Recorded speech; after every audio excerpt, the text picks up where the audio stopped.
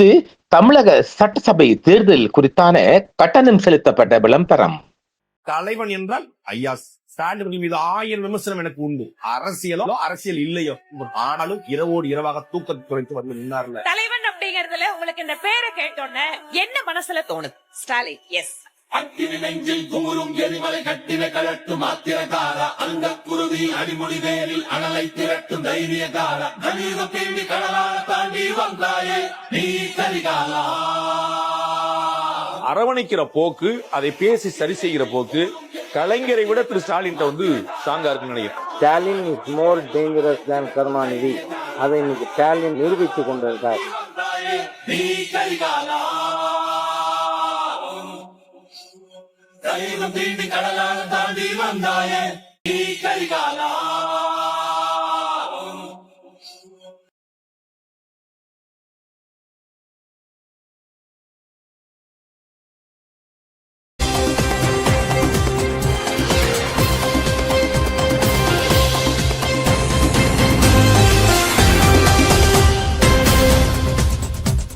அன்பினர்களே, வளைகுடாவில் மிகப்பெரிய முருகல் நிலை தோன்றிய நிலையில் திடீரென்று ரமர்கள் ஒரு அண்டல் பல்டி அடித்திருக்கின்றார். நாம் ஏற்கனவே சொன்ன இரகசிய பேச்சுவார்த்தை என்று சொல்லி அதை இப்பொழுது அவர் நாமே இன்று காலை சந்திருக்கிறோம் இல்லையா, 48 மணி நேரத்தில் பேச்சுவார்த்தை ஒன்று ஈரானுக்குள் நடைபெறும் என்று அவர் பாகிஸ்தானிய ராணுவ தளபதி ஃபீல்ட் மாஸ்டர் அசிம் முனீர் அவர்களை நாம சொல்லும் மிகப்பெரிய போட்டி புகழ்ந்து பேசினார்ல. இப்பொழுது பாகிஸ்தானின் ராணுவ தளபதி அசிம் முனீர் அவர்கள் ஈரானில் தரையிறங்கி விட்டார். அப்ப அவர் ஈரானிய உயர்மட்டங்களுடன் பேச்சுவார்த்தை நடத்துகின்றார். கிட்டத்தட்ட ஈரானை தாஜா பண்ணுவதற்காக, அது என்ன சொல்ல போனார், அட்ஜஸ்ட்மெண்ட் பண்ணுவதற்காகத்தான் அவரை அனுப்பி இருக்கின்றார். அமெரிக்க அதிபரின் தூதுவராக, விசேட ஒரு இணைப்பாளராக, விசேட ஒரு என்ன சொல்ல, ஒரு விசேட அவருடைய பேச்சுவார்த்தைக்குரியவராக, ஸ்போக்மேனாகத்தான் அனுப்பி. நாம அவரை பற்றி சொல்லிக்கிறோம் இல்லை. இப்ப நம்ம எங்கே இருக்கிற நமக்கே இப்படி தெரியுமான்னா ஈரானுக்கு தெரியாம இருக்குமா? ஈரான் பாகிஸ்தான் மேல் ஒரு நம்பிக்கை நட்சத்திரமாக பேச்சுவார்த்தைக்கு செல்லவில்லை என்பதும் வேறு விடயம். ஈரானி அமெரிக்க அதிபருடன் மிக நெருக்கமாக ஒரு அந்த அம்பே யாழ்வா மாதிரி இருக்கிறார், முன்னிறு இருக்கிறான்னு தெரியும் இல்லையா? அதனால் ஈரான் எந்த அளவு சில போல ஏமாறுமா அது நமக்கு தெரியல. ஆனாலும் ஈரான் அந்த அளவுக்கு முட்டாள்தனமான நாடுகளே அந்த ஏமாத்தி கொள்வதற்கு என ஏதோ ஒரு வகையில் அவரை தாஜா பண்ணுவதற்காகத்தான் அமெரிக்க அதிபர் அனுப்பி இருப்பதாகத்தான் அந்த செய்தி சொல்லப்படுகின்றது. அவர் இன்று வியாழக்கிழமை தானா, வியாழக்கிழமை இரவிலேயே ஆமா இல்லை புதன்கிழமை இரவிலேயே, நாளைதான் வியாழன். அவர் புதன்கிழமை காலையிலேயே அவர் இன்று புதன்கிழமை நண்பகல் வாக்கில் அவர் அங்கு தரையிறங்கி விட்டார் தெஹ்ரானில். அப்ப அங்க ஒரு பேச்சுவார்த்தை கொண்டு செய்கின்றார். இந்த பேச்சுவார்த்தை எவ்வளவு தூரம் தாக்கு பிடிக்கும் என்றெல்லாம் அது சரியா தெரியல. ஆனால் ஒரு பேச்சுவார்த்தையை அவர் களமிறக்கி இருக்கின்றார். சரியாக சொல்ல போனால் அமெரிக்க அதிபருக்காக பாகிஸ்தானிய ராணுவ தளபதி களமிறங்கியிருக்கிறார். எந்த அளவுக்கு பணம் பாருங்க, எங்கெல்லாம் இந்த இளவு காத்த பணம் பாயுது பாத்தீங்களா? வேற சும்மா மாமன் மச்சான் இல்லை. நாம அவர் ஏற்கனவே சொல்லிக்கிறோம் இல்லை, ஈரானின் கடந்த இடத்தில் 12 சின்ன யுத்தத்தின் போது கூட அதுக்கு முன்பாகவே அவர் அங்கு சென்று ஒரு பணப்பட்டுவாடமும் அன்பளிப்பும் பெற்று வந்தார் என்பதும் ஒரு வேறு விடயமாக இருக்கின்றது. இப்பொழுது நாம் இந்த செய்திக்குள் சொல்லுவோமா? போர் நிறுத்தத்தை மேலும் 2 வாரங்களுக்கு நீட்டிக்க அமெரிக்காவும் ஈரானும் கொள்கை ரீதியான உடன்பாட்டை எட்டியிருப்பதாக அமெரிக்க அதிபர் அறிவித்திருக்கின்றார். அமெரிக்க ஈரான் மோதலில் ஏற்பட்டுள்ள தற்காலிக இடைநிறுத்தத்தின் காரணமாக போர் நிறுத்தம் மேலும் 2 வாரங்களுக்கு நீட்டிக்கப்படும் என்றும், ஏனெனில் போர் நிறுத்தத்தை நீட்டிப்பதற்கு இரு தரப்பினரும் கொள்கை ரீதியான உடன்பாட்டை எட்டியுள்ளதாகவே அந்த தகவல்கள் தெரிவிக்கின்றது. இதேவேளை ஈரான் இஸ்ரேல் போர் நீரலையாக உயர்மட்ட பேச்சுவார்த்தைகளுக்கு முன்னதாக பாகிஸ்தான் ராணுவ தளபதி அசிம் முனீர் ஈரானில் தரையிறங்கிவிட்டார். அமெரிக்கா ஈரானிய துறைமுகங்கள் மீது கடல் வழி முற்றுகையை அமல்படுத்தியுள்ளதால் இந்த மோதல் மேலும் தீவிரமடைந்து வருகிறது. இது வான் மற்றும் ஏவுகணை போரில் இருந்து பொருளாதார மற்றும் கடற்படை அழுத்தத்திற்கு ஒரு பெரிய மூலோபாய மாற்றத்தை குறிக்கிறது. தெஹ்ரான் ஒரு ஒப்பந்தத்தை நாடுவதாக அதிபர் டொனால்ட் ட்ரம்ப் கூறி வரும் நிலையில் ஈரான் இந்த நடவடிக்கையை கடற்கொள்ளை என்று கண்டித்துள்ளதுடன் ஹாமஸ் டலட் சந்தியில் பதிலடி கொடுக்கப்படும் என்றும் ஈரான் எச்சரித்துள்ளது.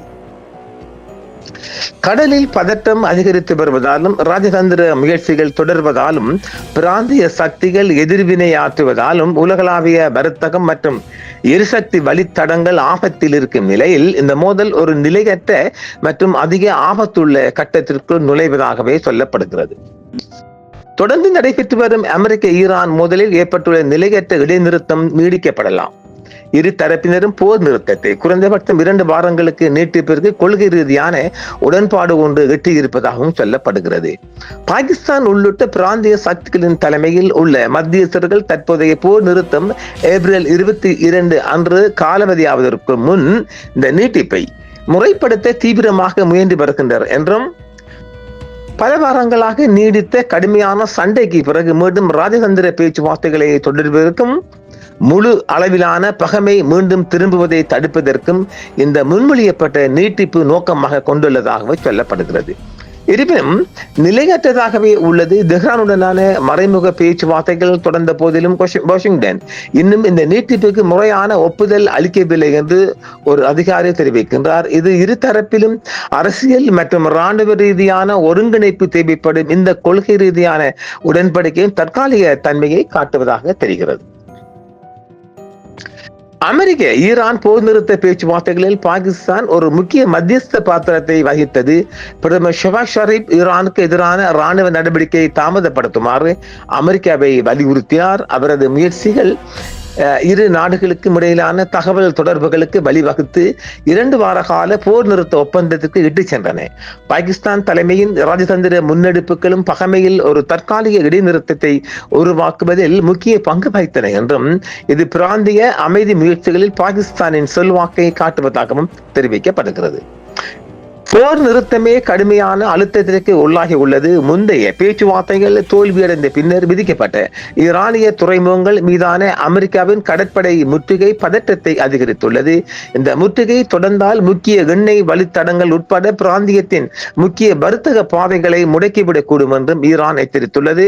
இதேவேளை அமெரிக்கா தன்னந்தனியாக நின்று இவைகளை ஈரானில் இருந்து செல்கின்ற எண்ணெய் கப்பல்களை தடுப்பாரானால் உலகம் முழுவதும் மீண்டும் விலை ஏற்றம் அதற்கான மிக அதிகமான வாய்ப்பு இருப்பதாக நாம் சொல்லலாம். மேலும் அதிக ஈரானின் யுரேனியம் செறிவூட்டும் திட்டம், ஹார்முஸ் ஜலசந்தியில் கப்பல் போக்குவரத்திற்கான சுதந்திரம் மற்றும் போர்க்கால சேதங்கள் தொடர்பான இழப்பீடு கோரி தெஹ்ரான் விடுத்த கோரிக்கைகள் ஆகியவை இதில் அடங்கும் என்றும் சொல்லப்படுகிறது.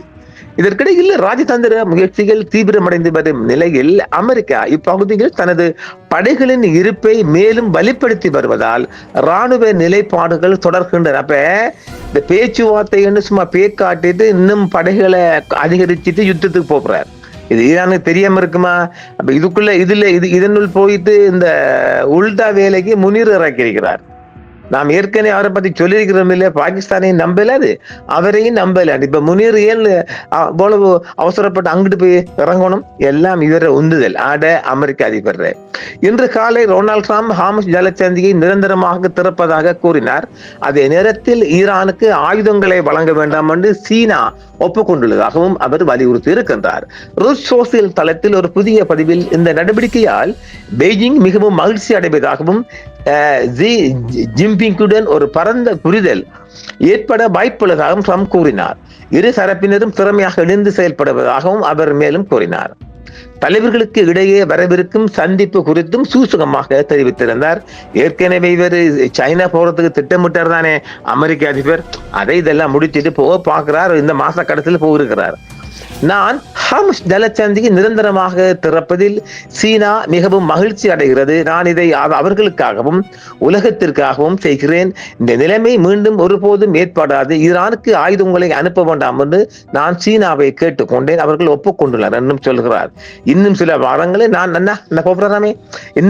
வாரங்களில் நான் அங்கு செல்லும் போது அதிபர் ஷி ஜின்பிங்குடன் எனக்கு ஒரு பெரிய அன்பான அழைப்பு கொடுப்பார் என்று ட்ரம்ப் தனது ரூத் சோசியல் பதிவில் பதிவிட்டிருக்கின்றார்.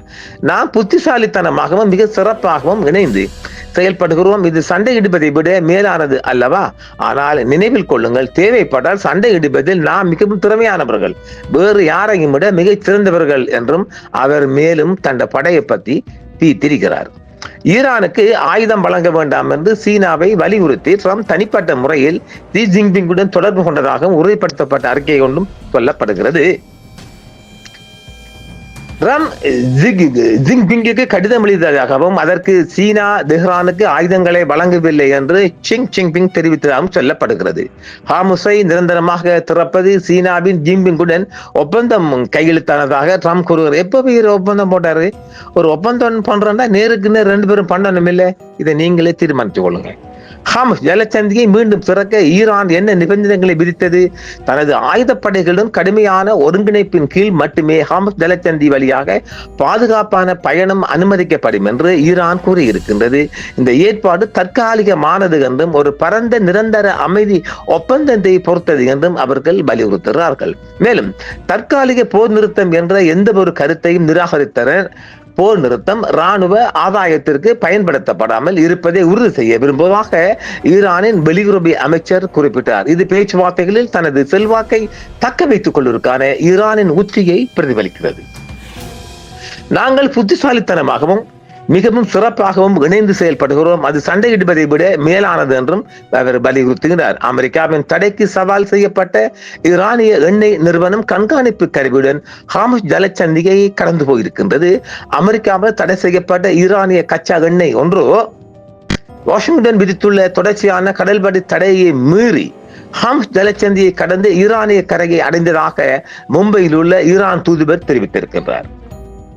சர்வதேச கடல் பரப்பிலிருந்து ஈரானின் கடற்கரையை நோக்கி செல்லும் அல்லது ஈரானிய துறைமுகங்களில் நங்கூர முயற்சிக்கும் கப்பல்களை தடையின்றி செல்ல அனுமதிக்க மாட்டோம் என்று அமெரிக்கா தெரிவித்துள்ளது. கண்காணிப்பு வசதியுடன் சூப்பர் டேங்கர் தனது பயணத்தை நிறைவு செய்தது. 2 மில்லியன் பாயிண்டில் வரை கச்சா எண்ணெயை ஏற்றிச் செல்லும் திறன் கொண்ட அந்த சூப்பர் டேங்கர் பயணம் முழுவதும் தனது கண்காணிப்பு அமைப்பை அது இயக்கி வந்ததாகவும் ஈரானிய தூதரகம் தெரிவித்துள்ளது. இது அமெரிக்காவின் தடைகள் மற்றும் அச்சுறுத்தல்களுக்கு ஒரு நேரடி சவால் என்றும் எந்தவித தலையீடுமின்றி கப்பல் தனது இலக்கை அடைந்ததாகவும் அவர் தெரிவித்திருக்கின்றார். டெல்லியில் இருக்கின்ற ஈரானிய தூதுவர் தூதரகத்தின் அறிக்கையை மேற்கோள் காட்டி அவர் கூறியதாவது, அமெரிக்காவால் தடை செய்யப்பட்ட ஈரானிய YLCC சூப்பர் டேங்கர் ஒன்று தனது கண்காணிப்பு கருவியை இயக்கியபடி வெளிப்படையாக பயணித்தது. சர்வதேச கடல் எல்லைகளையும் ஹார்முஸ் ஜலசந்தியையும் கடந்து எந்தவித மறைப்புமின்றி ஈரானிய கரையை அது அடைந்திருக்கிறது. ஹார்முஸ் முற்றுகை முழுமையாக செயல்படுத்தப்பட்டதாக அமெரிக்கா கூறுகிறது. ஈரானிய துறைமுகத்திலிருந்து வரும் அனைத்து கப்பல்களுக்கு முற்றுகையிட தொடங்கியுள்ளதாகவும் ஈரானுக்கு சுங்கம் செலுத்தும் கப்பல்களை இடைமறிப்போம் என்றும் அமெரிக்கா அறிவித்திருக்கின்றது. ஆனாலும் ஈரானிய துறைமுகங்களுக்கான முற்றுகை முழுமையாக செயல்படுத்தப்பட்டு விட்டதாகவும் அமெரிக்க மத்திய கட்டளை பிரிவு சென்ட்ரல் கமாண்ட் தெரிவித்திருக்கின்றது. லைபீரிய கொடியை ஏற்றிய கிறிஸ்டியானா என்ற சரக்கு கப்பல் ஈரானின் பந்தர் இமாம் கமேனி துறைமுகத்தில் மக்காச்சோளத்தை இறக்கிய பின்னர் ஜலசந்தியை கடந்து அமெரிக்கா முற்றுகை தொடங்கியதாக கூறப்பட்ட சுமார் 2 மணி நேரத்துக்கு பிறகு அது சுமார் 1600 GMT கிட்டத்தட்ட 4 மணி அளவில் ஈரானின் லராக் தீவின் அருகே கடந்து சென்றதாக தெரிவிக்கப்படுகிறது. இரண்டாவது கப்பலான கொமரோஸ் கொடியை ஏந்திய எல்பிஸ் என்ற எண்ணெய் கப்பல் சுமார் 11 என்றால் 1 மணி GMT மணிகளவில் லராக் தீவின் அருகே கண்காணிக்கப்பட்டு 4 GMT 4 மணிகளவில் ஜலசந்தியை கடந்தது. அந்த தரவுகளின்படி அந்த எண்ணெய் கப்பல் 31,000 டன் மெத்தனாலை ஏற்றிச் சென்றதுடன் மார்ச் 31 அன்று ஈரானின் புஷர் துறைமுகத்திலிருந்து புறப்பட்டதாகவும் ஈரான் தெரிவித்திருக்கின்றது. என்ன கூத்து? இந்த கூத்துக்களை நாம் என்ன சொல்லுவது? அமெரிக்க அதிபர் அப்படி சொல்லுகின்றார், ஈரான் இப்படி சொல்லுகின்றது. ஆனால் உண்மையாக கப்பல் போயிருக்குது. பார்க்கலாம். நாம் வந்த செய்திகளை மாத்திரம் தந்திருக்கோமாப்பா. இதுக்குள்ள குற்றம் குறை சொல்லி எங்க மேல குற்றம் குறை சொல்லி வராதாங்க. இதெல்லாம் சர்வதேச ஊடகங்களுக்கு இந்த செய்திக்கு பிறகு வேறு செய்திகள் வரும். நாம இந்த செய்தியை முந்திக் கொண்டு தருவதால அப்படி பாக்குறீங்க எனக்கு தெரியல. ஆனால் நான் அநேகமாக இது பாகிஸ்தான் உள்ள இருந்து கிடைக்கப்பட்ட செய்திகள் அதிகமாக நாங்க வழங்கி வருகின்றோம். அதனால்தான் பாகிஸ்தானிய ராணுவ தளபதி ஃபீல்ட் மாஸ்டர் அசீம் முனீர் உடனடியாக ஈரான் போன செய்தி இப்பொழுது நாங்கள் தந்திருக்கிறோம். நாளை காலை எல்லா செய்தியும் வரலாம், அல்ல இந்த செய்தியும் காலை வரலாம். இன்று நாம் இந்த செய்தி பதிவு செய்யும் போது இலங்கை நேரப்படி இரவு 9:45 நாளை காலை தரப்புறாங்களோ இல்ல ஜாமு தரப்போ நான் அறியேன். மீண்டும் இன்னும் ஒரு செயல் சந்திப்பும் நேர்களே. என்றும் உங்களுடன் சன்ரைஸ் இந்தியா டிவி. சப்ஸ்கிரைப் பண்ணுங்கள், பெல் பட்டனையும் கிளிக் செய்யுங்கள். உங்கள் ஆதரவே எங்கள் சேவை. ஆதரவு தாருங்கள், அரவணைப்போம். மறக்காம சர்ப்ரைஸ் பண்ணுங்க. தேங்க்யூ.